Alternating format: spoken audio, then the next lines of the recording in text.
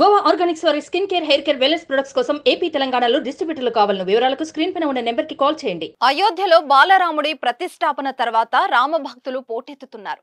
ఆ శ్రీరామమూర్తి దర్శనం కోసం దేశంతో పాటు ప్రపంచం నలుమూలల నుంచి భక్తజనం తరలి వస్తున్నారు. దీంతో ఆలయ పరిసరాలు కిటకిటలాడడంతో పాటు చుట్టుపక్క వ్యాపారులు కూడా బాగానే గిరాకీ వస్తుంది. వ్యాపారులే కాదు, ఆ రాముని నమ్ముకున్న ఓ బాలుడు కూడా ఊహకందని విధంగా సంపాదిస్తున్నాడు. ఇంతకీ ఆ బాలుడు చేస్తున్న పనేంటి, ఎంత సంపాదిస్తున్నాడు?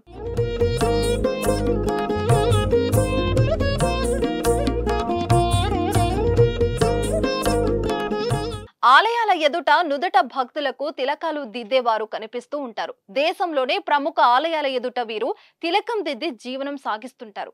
అయోధ్యలో కూడా ఓ బాలుడు ఈ విధంగానే అక్కడికి వస్తున్న భక్తులకు కుంకుమ, చందనం, తిలకం నామాలు పెడుతుంటాడు. ఉదయం నుంచి సాయంత్రం వరకు రోడ్డు మీద గడుపుతూ వచ్చిపోయే భక్తులకు తిలకం దిద్దుతాడు.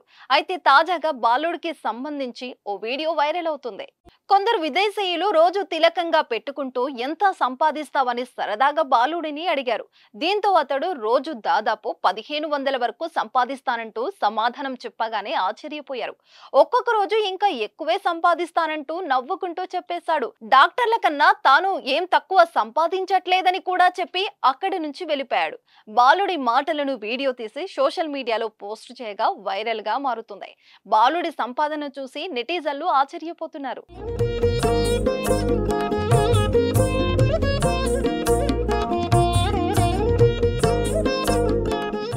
సుమన్ టీవీలో మీ పర్సనల్ అండ్ బిజినెస్ ప్రమోషన్స్ కోసం కింది నెంబర్కి కాంటాక్ట్ చేయండి.